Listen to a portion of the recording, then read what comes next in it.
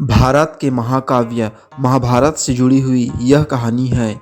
युधिष्ठिर जुए में अपना सब कुछ हारकर अपने भाइयों के साथ वनवास जा रहे थे। उसी वन में एक ऋषि ने उन्हें नल और दमयंती की कथा सुनाई थी। आबू पर्वत के समीप एक आहुक नामक भीर रहता था। उसकी पत्नी का नाम आहूजा था। वह बड़ी पतिव्रता तथा धर्मशील थी। वे दंपत्ति बड़े शिव भक्त एवं अतिथि सेवक थे। एक बार भगवान शंकर ने इन दोनों की परीक्षा लेने का विचार किया। वे एक यति का रूप धारण करके संध्या समय आहुक के दरवाजे पर जाकर कहने लगे, भील, तुम्हारा कल्याण हो। मैं आज रात भर यही रहना चाहता हूँ। तुम दया करके एक रात मुझे रहने के लिए स्थान दे दो। इस पर भील ने कहा, स्वामी, मेरे पास स्थान बहुत थोड़ा है, उसमें आप कैसे रह सकते हैं। यह सुनकर यति चलने को ही थे कि पत्नी ने पति से कहा, स्वामी, यति को लौटाइए नहीं, गृहस्थ धर्म का विचार कीजिए। आप दोनों घर के भीतर रहे और मैं अपनी रक्षा के लिए कुछ बड़े शस्त्रों को लेकर दरवाजे पर बैठी रह जाऊंगी। भील ने सोचा कि यह बात तो ठीक नहीं, क्योंकि यह अबला है। अतः उसने यति तथा अपनी पत्नी को घर के भीतर रखा और स्वयं शस्त्र धारण कर बाहर बैठा रहा। रात बीतने पर हिंसक पशुओं ने उस पर आक्रमण किया और उसे मार डाला। प्रातः जब यति और उसकी पत्नी बाहर आए तो उसे मरा देखा। यह देखकर यति बहुत दुखी हुए, पर भीलनी ने कहा, महाराज, इसमें शोक तथा चिंता की क्या बात है। ऐसी मृत्यु तो बड़े भाग्य से ही प्राप्त होती है। अब मैं भी इनके साथ सती हो जाऊंगी, इसमें तो हम दोनों का परम कल्याण हो गया। यूँ कहकर चिता पर अपने पति को रखकर वह भी उसी अग्नि में प्रविष्ट हो गई। तब भगवान शंकर डमरू, त्रिशूल आदि के साथ प्रकट हो गए। उन्होंने बार बार उस भिलनी से वर मांगने को कहा, पर वह कुछ न बोलकर सर्वथा ध्यान मग्न हो गई। तब भगवान ने उसे वरदान दिया कि अगले जन्म में तुम्हारा पति निषद देश के राजा वीरसेन का पुत्र नल होगा और तुम्हारा जन्म विदर्भ देश के राजा भीष्मक की पुत्री दमयंती के रूप में होगा। यह यति भी हंस होगा और यही तुम दोनों का संयोग कराएगा। वहाँ तुम लोग अनंत राज सुखों का उपभोग करके अंत में दुर्लभ मोक्ष पद को प्राप्त करोगे। यो कहकर प्रभु शंकर वहीं अचलेश्वर लिंग के रूप में स्थित हो गए और कालांतर में ये दोनों भील दंपत्ति नल दमयंती के रूप में अवतीर्ण हुए। नल निषद देश के राजा वीरसेन के पुत्र थे। नल बड़े ही वीर, साहसी, गुणवान और सुंदर थे। शस्त्र विद्या और अश्व संचालन में भी वे निपुण थे।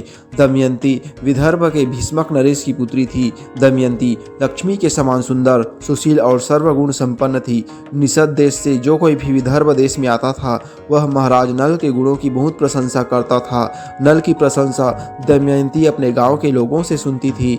इसी तरह विदर्भ देश से आने वाले लोग राजकुमारी दमयंती के रूप और गुणों की बखान महाराज नल के सामने करते थे।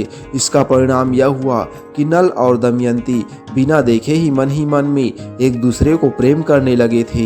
एक दिन राजा नल अपने महल के बगीचे में टहल रहे थे कि पक्षियों का मधुर कलरव उनके मन में मधुर संगीत घोल रहा था। उसी समय एक सेवक ने राजा से आकर कहा, महाराज, सरोवर में एक बहुत ही सुंदर और अद्भुत हंस आया है। सेवक की बातों से राजा नल का ध्यान टूट गया। वे सेवक के साथ सरोवर के पास गए। उन्होंने देखा कि वास्तव में एक सुंदर हंस सरोवर में तैर रहा था। राजा नल को आते देख हंस तेज गति से भागने लगा।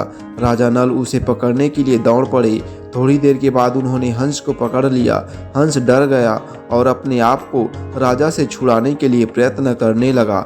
हंस को लगा कि अब वह राजा नल से नहीं छूट पाएगा। तब हंस विलाप करते हुए राजा से कहा, मेरा परिवार यहाँ से बहुत दूर विदर्भ देश के राजा भीष्मक के सरोवर में रहता है। राजकुमारी दमयंती उनकी पुत्री है। मेरी हंसनी मेरे बिना जीवित नहीं रह पाएगी। वह मुझे बहुत प्यार करती है। वह रो रो कर अपना प्राण त्याग देगी। राजन, आप मुझे छोड़ दीजिए, अब मैं कभी नहीं आऊँगा। हंस की बातों को सुनकर राजा को दया आ गई। उन्होंने हंस को छोड़ दिया। हंस ने राजा से कहा, महाराज, आप बहुत दयालु हैं। विदर्भ देश की राजकुमारी दमयंती भी बहुत ही सुंदर, सुशील, दयालु और सर्वगुण संपन्न है। मैं विदर्भ देश में जाकर राजकुमारी दमयंती के समक्ष आपके गुणों की चर्चा अवश्य करूँगा कि आप जैसा दयावान और सुंदर और कोई नहीं है। राजन, आप दमयंती से विवाह कीजिए आप दोनों एक दूसरे के योग्य है। यह कहकर हंस उड़ गया। विदर्भ देश की राजकुमारी दमयंती की रूप की चर्चा दूर दूर तक फैली हुई थी। दमयंती के सुंदरता से राजा महाराजा ही नहीं, देवता भी उससे विवाह करना चाहते थे। एक दिन दमयंती अपने सखियों के साथ बगीचे में विचरण करते करते सरोवर के पास गई। वह सरोवर में खिले हुए कमल के फूलों की सुंदरता को निहार रही थी। तभी उसकी दृष्टि एक हंस पर पड़ी। हंस की सुंदरता को देखकर दमयंती उसको पकड़ने की कोशिश करने लगी। जैसे ही वह हंस को पकड़ने के लिए आगे बढ़ी, हंस कहने लगा, मेरी सुंदरता तो राजा नल के सामने कुछ भी नहीं है। राजा नल बहुत ही सुंदर और गुणवान है, तुम्हें तो उनकी ओर आकृष्ट होना चाहिए।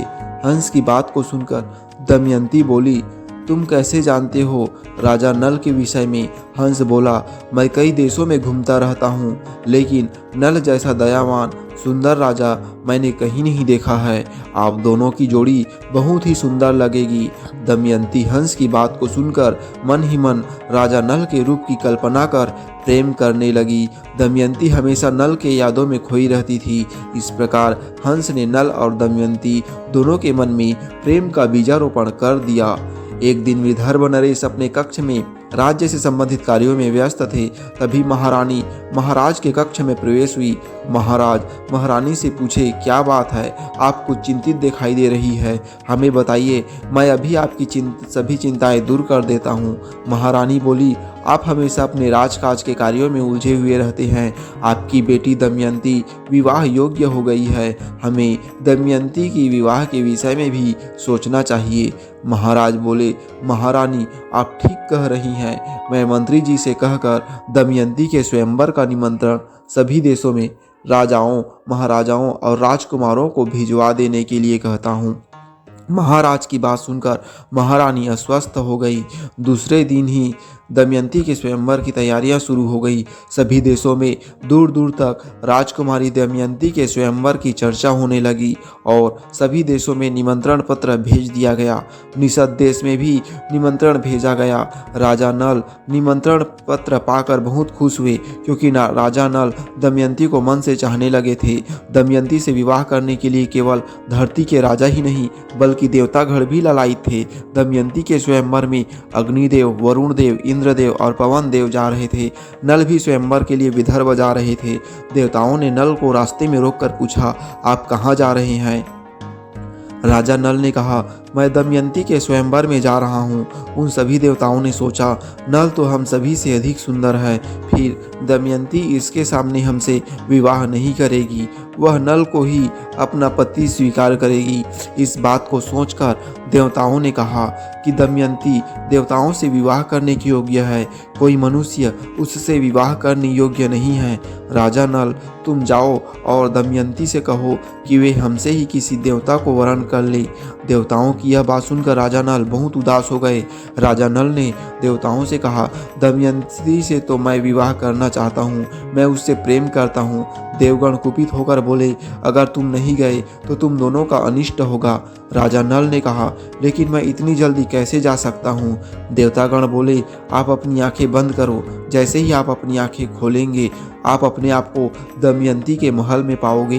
राजा नल ने अपनी आंखें बंद किया और जैसे ही खोला उन्होंने अपने आप को दमयंती के महल में पाया। राजा नल घूमते हुए महल के उपवन वाले सरोवर की तरफ बढ़े। उस सरोवर में राजा नल ने उसी हंस को अपनी हंसनी और पूरे परिवार के साथ देखकर अति प्रसन्न हुए। नल को देखकर दासियां दौड़ते हुए जाकर दमयंती को सूचना दी कि कोई राजकुमार अपने महल में आया है और वह सरोवर की तरफ घूम रहा है। राजकुमारी भी जी चलिए देखिए। राजकुमारी दमयंती अपने दासियों के साथ बाहर आकर देखती ही पहचान लिया कि यही राजा नल है। हंस के वर्णन के अनुसार सभी लक्षण इस व्यक्ति से मिलते थे। दमयंती उनसे प्रेम करने लगी थी, इसलिए नल को देखते ही दमयंती खुश हो गई। राजा नल भी दमयंती को प्रेम भरी नजरों से देखकर प्रेमासक्त हो उठे। हंस के वर्णन के अनुसार राजा नल के सपनों की रानी दमयंती उनके समक्ष खड़ी थी। यह कैसा समय था, यह कैसी विडंबना थी कि वे अपने प्रिय को प्रेम के लिए निवेदन भी नहीं कर सकते थे, क्योंकि वे तो देवताओं का संदेशा लेकर दमयंती को संदेश सुनाने के लिए गए थे। राजा नल ने अपने दिल पर पत्थर रखकर दमयंती से कहा, यहाँ आपके स्वयंवर में आने के लिए मैं भी आमंत्रित था। मार्ग में आते समय मुझे 4 देवता पवन देव, अग्निदेव, इंद्रदेव और वरुण देव मिले थे। उन्होंने संदेशा भिजवाया है कि दमयंती से कहना कि वे मनुष्य को नहीं देवताओं के वरण योग्य है, इसलिए वे हम देवताओं में से किसी एक का वरण करें। यह बात सुनते ही दमयंती के मन को चोट लगा और गुस्सा भी आई। दमयंती ने कहा, मेरे पर किसी का अधिकार नहीं है और न ही मैं कोई राज्य हूँ जिस पर शासन किया जा सकता है। विवाह कोई व्यापार नहीं है जो हर किसी के साथ किया जा सकता है। मैंने आपसे प्रेम किया है, मैं अपना सर्वस्व आपको अर्पण कर चुकी हूँ। मेरा विवाह आपसे ही होगा, अन्यथा मैं कदापि विवाह नहीं करूँगी। दमयंती की बात सुनकर राजा नल अति प्रसन्न हुए। उनका अशांत मन शांत हो गया। तत्पश्चात राजा नल विवाह समारोह में शामिल हो गए। समारोह स्थल की अनोखी साज सज्जा थी कि कई देशों के राजा महाराजा दमयंती के विवाह समारोह में पधारे थे। प्रजाजनों की भीड़ भी एकत्रित हो चुकी थी। हर कोई चाहता था कि वरमाला उसी के गले में पड़े। नियत समय से पूर्व सुंदरी दमयंती ने हाथ में वरमाला लिए अपनी सखियों के साथ प्रवेश किया। वधू वेश में दमयंती के अलौकिक सौंदर्य को देख सभी राजा महाराजा हतप्रभ से हो गए। दमयंती धीरे धीरे वरमाला लेकर आगे बढ़ने लगी। वह जिस राजा के सामने से गुजरती उसके हृदय में आशा का संचार जग जाता और आगे बढ़ जाती तो राजा मुरझा जाते थे। दमयंती की आंखें तो राजा नल को ढूंढ रही थी। उसने राजा नल को ढूंढ ही लिया। उसने एक साथ 5-5 नल को देखा। देवताओं को यह बात पहले से ही पता था कि दमयंती नल को ही अपना वर चुनेगी। यह सोचकर सभी देवताओं ने नल का रूप धारण कर लिया था। स्वयंवर में एक साथ कई नल खड़े थे। यह देखकर सभी परेशान थे कि इन सभी में असली नल कौन होगा। दमयंती जरा भी विचलित नहीं हुई। दमयंती ने अपनी आंखें बंद करके मन ही मन ईश्वर का स्मरण किया। हे प्रभु, हे ईश्वर, मेरी सहायता करो। दमयंती ने सुना था कि देवताओं के पैर भूमि में स्पर्श नहीं होते और न ही उनकी फूल की मालाएं कभी मुरझाती है। यही सोचकर दमयंती ने निरीक्षण किया और उसने अपनी आंखों से असली नल को पहचान लिया। दमयंती धीरे से राजा नल के पास जाकर उसके गले में वरमाला डाल दिया। दमयंती सभी देवताओं को हाथ जोड़कर बोली, हे देवजनों, मैं पहले से ही राजा नल का वरण कर चुकी थी। आप सब हमें आशीर्वाद दे। यह देखकर सभी देवताओं ने नल और दमयंती का अभिवादन किया और आशीर्वाद दिया। इस तरह आंखों में झलकते भावों से ही दमयंती ने असली नल को पहचान कर अपना जीवन साथी चुन लिया। नल दमयंती को देवताओं का आशीर्वाद भी प्राप्त हुआ। दमयंती निषद नरेश राजा नल की महारानी बनी। दोनों बड़े सुख से समय बिताने लगे। दमयंती पतिव्रताओं में शिरोमणि थी। अभिमान तो उसे कभी छू भी नहीं सकता था। समय बीतने लगा। दमयंती के गर्भ से एक पुत्र और एक कन्या का जन्म हुआ। उन्होंने पुत्र का नाम इंद्रसेन और पुत्री का नाम इंद्रसेना रखा। दोनों बच्चे माता पिता के अनुरूप ही सुंदर और सर्वगुण संपन्न थे। विदर्भ नरेश अपनी पुत्री दमयंती से मिलने निषद देश आए। अपनी पुत्री के सुखी गृहस्थ जीवन को देखकर वे बहुत ही खुश हुए। समय सदा एक सा नहीं रहता, दुख सुख का चक्र निरंतर चलता ही रहता है। दीपावली का त्यौहार आने वाला था। राजा नल ने अपने राज्य में बहुत बड़ा पूजा का आयोजन करवाया था। उस पूजा में राजा नल ने सभी देवताओं का पूजन किया, लेकिन कलयुग को भूल गए। ऐसा देखकर कलयुग क्रोधित हो गए। उन्होंने अपना अपमान समझा और कलयुग राजा नल से प्रतिशोध लेना चाहता था। वैसे तो महाराज नल गुणवान तथा धर्मात्मा थे, किंतु उनमें एक दोष था, जुए का आदत। नल के एक भाई का नाम पुष्कर था। वह नल से अलग रहता था। उसने उन्हें जुए के लिए आमंत्रित किया। खेल आरंभ हुआ। भाग्य प्रतिकूल था। नल हारने लगे और उनका भाई पुष्कर जीतने लगा। राजा नल इस जुए में अपना सब कुछ, सोना चांदी, रथ, राजपाट आदि सब हार गए। महारानी दमयंती ने प्रतिकूल समय जानकर अपने दोनों बच्चों को विदर्भ देश की राजधानी कुंडिनपुर भेज दिया। इधर नल जुए में अपना सर्वस्व हार गए। उन्होंने अपने शरीर के सारे वस्त्र आभूषण उतार दिए। केवल एक वस्त्र पहनकर नगर से बाहर निकल पड़े। दमयंती भी मात्र एक एक साड़ी में अपने पति के साथ निकल पड़ी। एक दिन जंगल में राजा नल ने सोने के पंख वाले कुछ पक्षी देखे। राजा नल ने सोचा, यदि इन्हें पकड़ लिया जाए तो इनको बेचकर निर्वाह करने के लिए कुछ धन कमाया जा सकता है। ऐसा सोचकर उन्होंने अपने पहने हुए वस्त्र खोलकर पक्षियों पर फेंका। वे पक्षी राजा नल के वस्त्र को लेकर उड़ गए। अब राजा नल के पास तन ढकने के लिए भी वस्त्र नहीं रहा। नल अपने से ज्यादा दमयंती के दुख से व्याकुल थे। जंगल में नल और दमयंती भूख और प्यास से व्याकुल हो रहे थे। नल ने बड़ी मेहनत करके तालाब से कुछ मछलियां पकड़कर किसी भी तरह वहीं पर आग जलाकर मछलियों को भून लिया। मछलियों को आग में भूनने से उसमें राख लग गया था। नल दमयंती से बोले, तुम यहाँ ठहरो, मैं इन मछलियों को तालाब से धोकर लाता हूँ, इनमें राख लगा हुआ है, तब खाएंगे। जैसे ही राजा नल मछलियों को पानी में धोने लगे, वैसे ही सारी मछलियां पानी में बह गई। राजा सिर्फ देखते ही रह गए। नल अपने साथ होने वाले इन सभी घटनाओं को देखकर हताश हो रहे थे।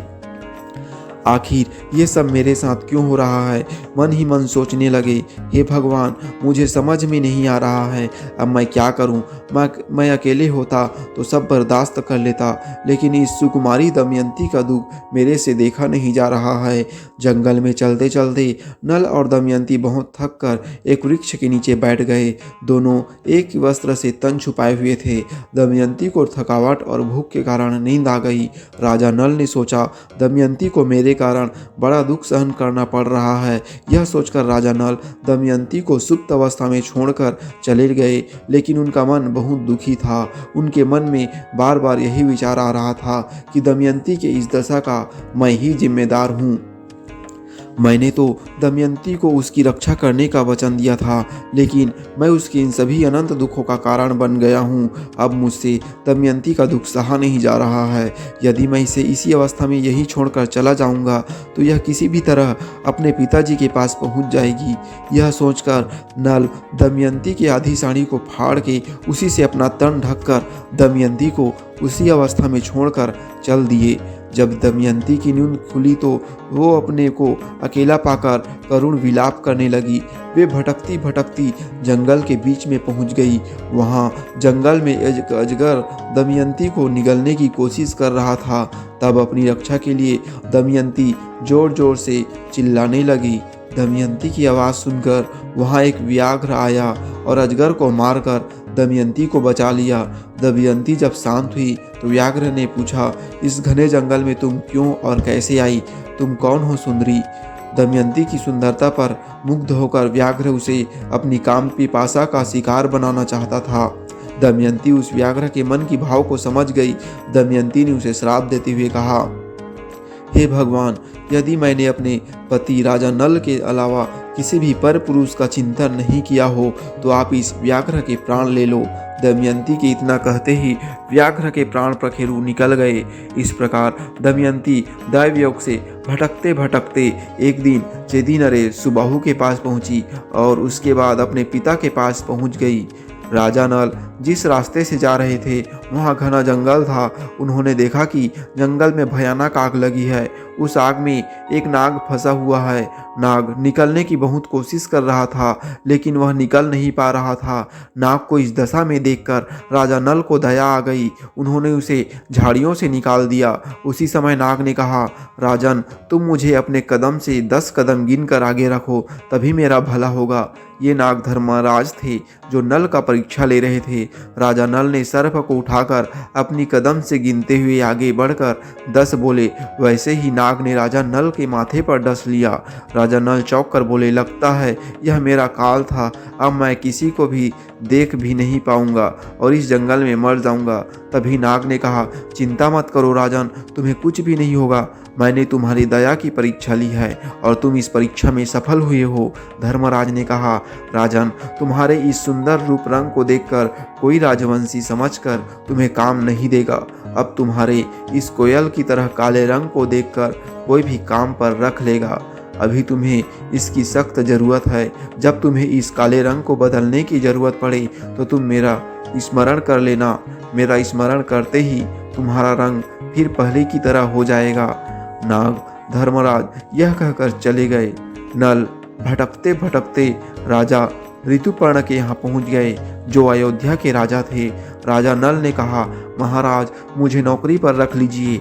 राजा ऋतुपर्ण पूछे, तुम्हारा नाम क्या है, तुम क्या काम जानते हो? नल ने कहा, मैं बाहुक हूँ, मैं घोड़ों की अच्छी तरह से देखभाल कर सकता हूँ और रथ हाँकने में निपुण हूँ। राजा ऋतुपर्ण ने अपने 500 घोड़ों की देखभाल और रथ हाँकने का काम राजा नल को सौंप दिया। बाहुक के सौम्य व्यवहार से राजा बहुत प्रभावित थे। बाहुक को राजा ऋतुपर्ण के यहाँ काम करते करते बहुत समय बीत चुका था। एक दिन अचानक बाहुक को पता चला कि विदर्भ देश की राजकुमारी का फिर से स्वयंवर हो रहा है। इस खबर को सुनते ही बाहुक बेचैन हो गया। उसे विश्वास नहीं हो रहा था। वह सोचने लगा, दमयंती दूसरा विवाह कैसे कर सकती है। तभी एक नौकर बाहुक को आकर बोला, बाहुक चलो, तुम्हें महाराज बुला रहे हैं। बाहुक आश्चर्यचकित होकर पूछा, महाराज बुला रहे हैं? हाँ चलो। बाहुक महाराज ऋतुपर्ण के पास जैसे ही पहुंचा, तब उसने देखा कि महाराज हाथ में एक निमंत्रण पत्र लेकर चिंतित है। बाहुक ने कहा, महाराज आपने मुझे याद किया? हाँ बाहुक, आओ आओ।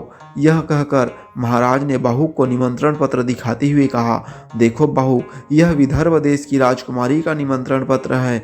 कल ही स्वयंवर है और यह निमंत्रण पत्र मुझे अभी मिला है। अब तुम ही बताओ, मैं इतनी जल्दी वहां कैसे पहुंच सकता हूं?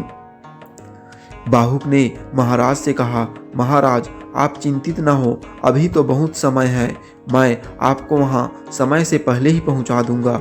बाहुक के आश्वासन से महाराज की चिंता दूर हो गई।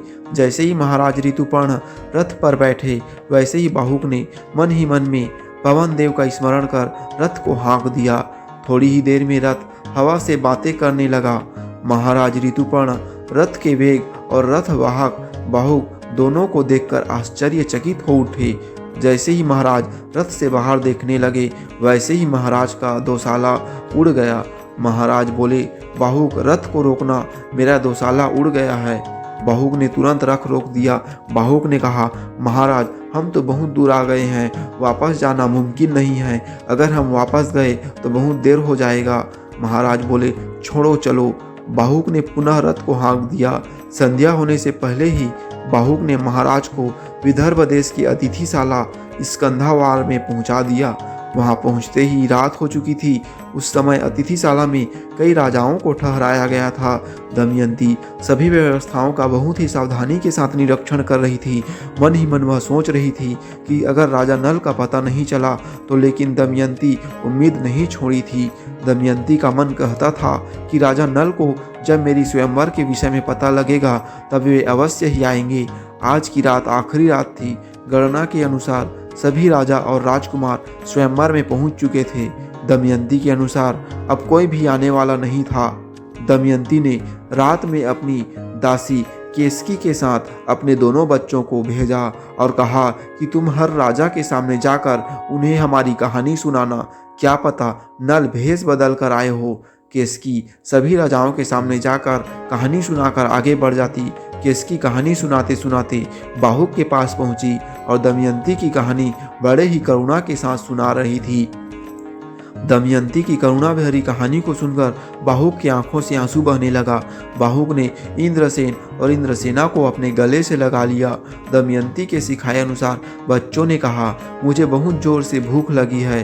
बाहुक ने कहा, बच्चों अभी मैं तुम दोनों के लिए तुरंत भोजन बनाता हूँ। ऐसा कहकर बाहुक ने तुरंत अग्निदेव और वरुण देव का स्मरण किया। स्मरण करते ही दोनों प्रकट हो गए। बाहुक ने तुरंत बड़ा ही स्वादिष्ट भोजन बनाकर बच्चों को खिला दिया और बच्चों को खीर देते हुए कहा कि तुम अपनी माँ को दे देना। अंततः दमयंती के सतीत्व के प्रभाव से एक दिन महाराज नल के दुखों का भी अंत हुआ।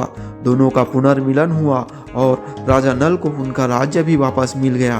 पुराणों के अनुसार कहा जाता है कि नल और दमयंती की अगर प्रेम कथा सुनने से पति पत्नी के बीच में कटुता मिट जाती है और प्रेम बढ़ता है। दोस्तों इस कहानी के लिए एक लाइक और मेरे चैनल को सब्सक्राइब जरूर करें।